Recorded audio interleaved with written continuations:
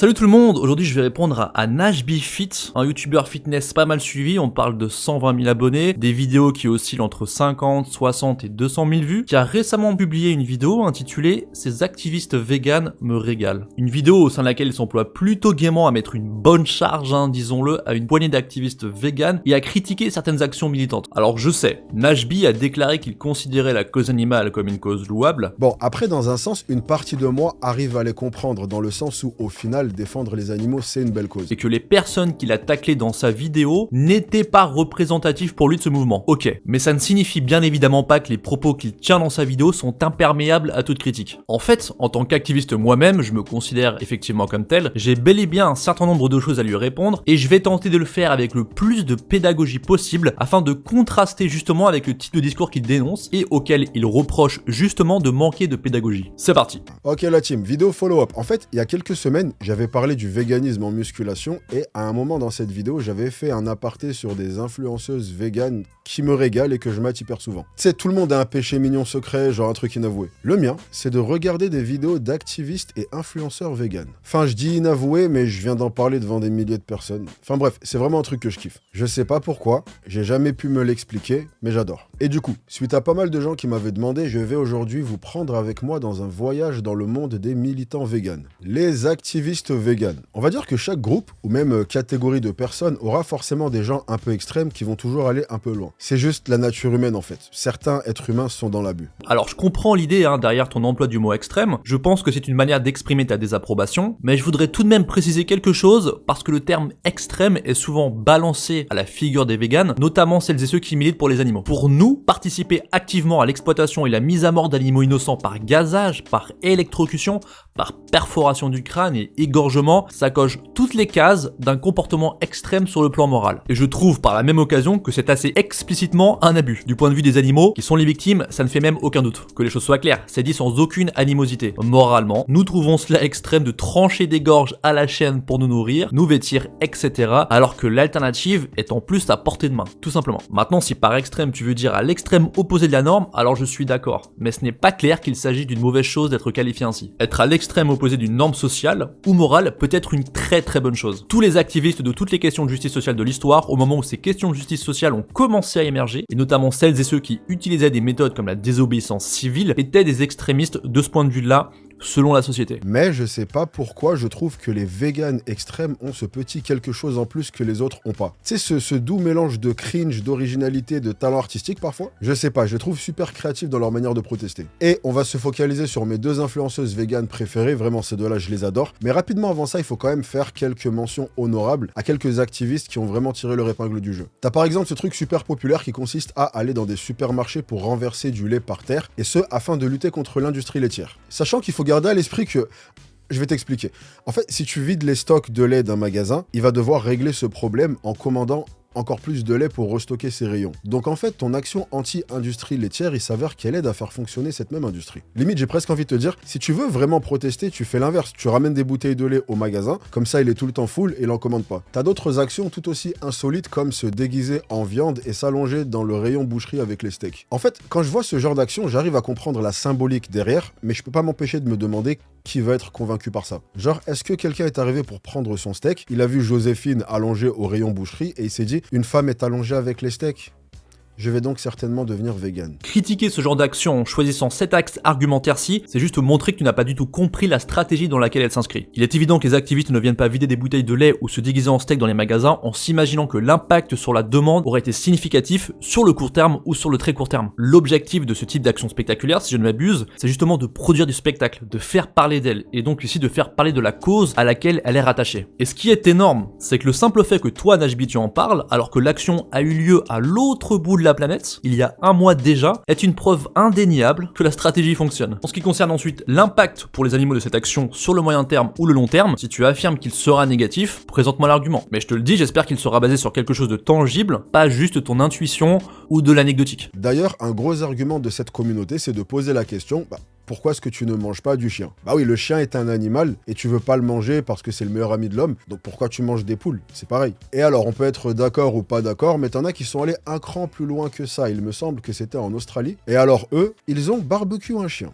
Ils l'ont exposé en plein milieu d'un centre-ville pour illustrer leur argument sur le fait que tous les animaux c'est pareil. Bon, eux ils ont pris une sauce monumentale, je pense que tu t'en doutes. Bref, plein d'actions diverses et variées, certaines hilarantes, certaines cringe et certaines complètement barbares. Chose assez ironique quand tu sais que tu as affaire à des gens qui militent contre la barbarie. Encore une fois, cette action date de 2019. Paris gagné. Par contre, déformer la réalité pour taper sur les activistes a tendance à me chauffer un peu. Alors, ne te connaissant pas Najbi, je vais partir du principe que tu étais de bonne foi et que c'était une simple erreur de ta part. Mais ce chien, que les choses soient claires, n'était pas un vrai chien. Il s'agissait d'un faux réalisé par un artiste pop britannique. Maintenant, ok, tu trouves barbare l'action de cuire un chien mort en pleine rue, mais je tiens quand même à te rappeler que dans toutes les villes de France, on cuit des poulets morts en pleine rue, parfois des vaches ou des cochons, notamment lors de festivals d'hiver, et on expose les cadavres de ces mêmes animaux en pleine rue également, derrière des vitrines ou dans des magasins. Pourtant, je doute que tu considères cela comme barbare. Et comment l'expliques-tu exactement? Dans les deux cas, on a des individus sentients, c'est-à-dire qui ont une expérience subjective. Tous ces animaux ont des intérêts propres, ressentent des émotions,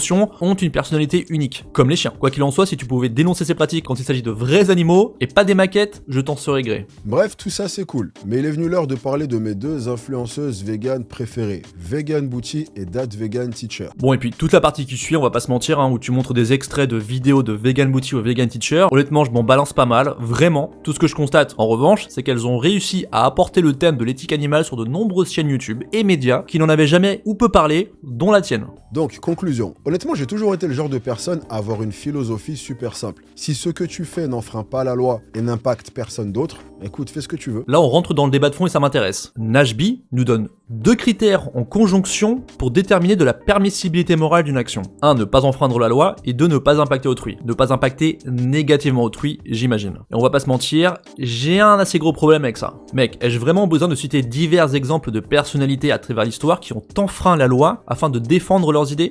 Défendre des individus, défendre des communautés entières? Cela est-il réellement allé contre ta philosophie que Claudette Colvin ou Rosa Parks, entre autres, ne respectent pas les lois ségrégationnistes des États-Unis dans les années 50? On pourrait d'ailleurs ajouter que ça convient à ton second critère parce que cela a négativement impacté les personnes qui défendaient ou profitaient de ces lois. Non, si une loi est injuste, si une loi est oppressive, il me semble tout à fait moralement permissible de l'enfreindre, voire même obligatoire selon la loi en question. Et ce, même si cela impacte négativement un certain nombre de personnes, évidemment. Et j'espère que toi aussi, auquel cas il va falloir réviser ta philosophie, ou du moins la façon dont tu l'as décrit. Enfin, il me semble que consommer des produits animaux impacte quelqu'un très négativement.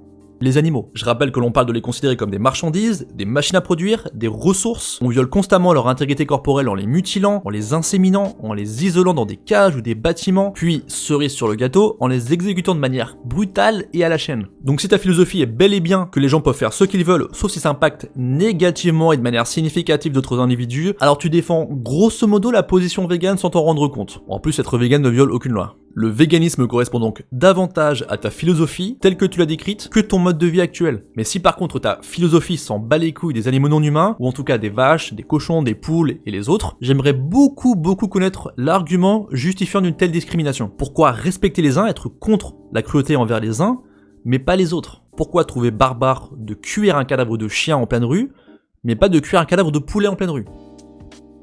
Je trouve vraiment qu'en tant que société, on a perdu ce truc de faire notre vie et de laisser les gens faire la leur. Et je me permettrai jamais de juger les pratiques de quelqu'un d'autre tant que tu respectes le fait que certaines personnes auront des pratiques différentes et que c'est très bien comme ça. On peut déjà noter qu'il semble y avoir comme une espèce de contradiction dans ton discours. Tu dis qu'il faut respecter la loi, qui par définition impose des restrictions aux libertés des individus, mais tu dis également qu'il faut laisser les gens libres de mener leur vie comme ils l'entendent. Mais la loi empêche les gens de mener leur vie comme ils l'entendent. Maintenant, je sais ce que tu t'apprêtes probablement à répondre, mais ces restrictions, à partir du moment où elles sont justes, ont un impact positif sur la société. Elles permettent de maximiser le bien-être commun, de protéger les individus, d'empêcher qu'on viole leurs droits fondamentaux, etc. Et là, je te répondrai exactement, mec. 100% d'accord. Et c'est justement ce que veulent les végans. Restreindre la liberté d'exploiter et tuer des animaux afin de protéger les animaux. Je veux dire, est-ce que tu respectes des pratiques comme la corrida, comme le festival de Yulin, des chiens sont dépecés vivants? Est-ce que tu respectes des pratiques entre humains comme l'excision, les mariages forcés, la lapidation, simplement parce qu'elles sont différentes des tiennes et légales par endroit, si besoin est de le préciser? Non, bien entendu. Fuck toutes les pratiques qui consistent à opprimer des individus sentients, humains ou non humains. Pour les gens qui s'apprêtent à fracasser un homme de paille de ma position dans les commentaires, il s'agit simplement de pratiques qui correspondent à l'ensemble des choses répondant aux critères définis par Najbi, à savoir des pratiques qui sont 1. Différentes des siennes, 2. Pratiquées par quelqu'un d'autre, et 3. sont légales. Et ça a toujours été mon problème principal avec cette communauté. Tu sors du cadre du vivre et laisser vivre. Tu viens imposer ton idéal de vie à la planète entière. Et encore, si tu faisais ça, genre en faisant des TikTok déguisés en légumes comme les autres, ok, pourquoi pas, ceux qui veulent regarder ça, regardent et les autres regardent pas. Mais dès lors que tu viens vandaliser des lieux publics, dégrader des commerces qui ont strictement rien à voir ou aller agresser des gens déguisés en vaches, là par contre j'ai un problème. Sur le vivre et laisser vivre, ça rejoint plus ou moins ce que j'ai déjà dit. Il est évident que si tu n'es pas vegan, ton mode de vie c'est pas vraiment vivre et laisser vivre, c'est plutôt vivre et participer à une tuerie de masse planétaire d'animaux innocents. Et évidemment, en n'étant pas vegan, tu imposes l'asservissement et la mort de tous les animaux dont tu consommes la chair, le lait ou les œufs. Je rappelle qu'en France, on tue 1 milliard d'animaux terrestres dans les abattoirs, chaque année, dont près d'1 million de vaches laitières, plus d'1 million de veaux, 40 millions de poules pondeuses, 23 millions de cochons, 3 millions d'agneaux, dans les 500 000 brebis, dans les 550 000 chevreaux, dans les 40 millions de dindes, dans les 25 millions de lapins, des centaines de millions de poulets, et tous les autres. Donc ça fait beaucoup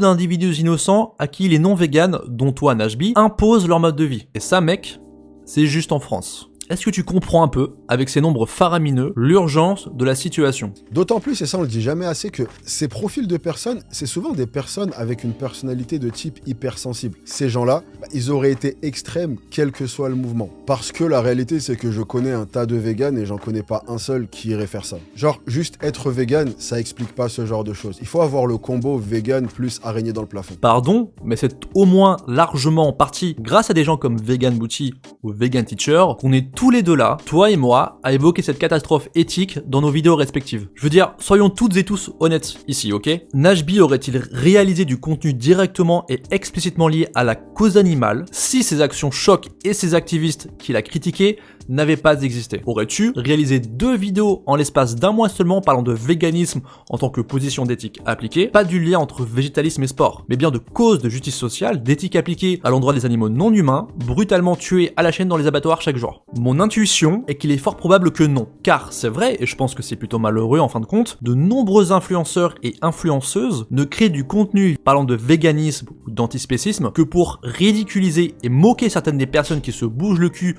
pour faire avancer cette cause, et non pour présenter le travail d'activistes défendant la même chose, mais dont ils approuvent en théorie du moins les actions et le discours, ou au moins l'un des deux. C'est réellement tout pour moi aujourd'hui, j'espère que Najbi considérera avec sérieux la cause animale et le véganisme. Maintenant, pour toute question ou objection, n'hésitez pas à rejoindre le Discord Team Éthique, le lien sera dans le commentaire épinglé sous la vidéo. À la prochaine, ciao.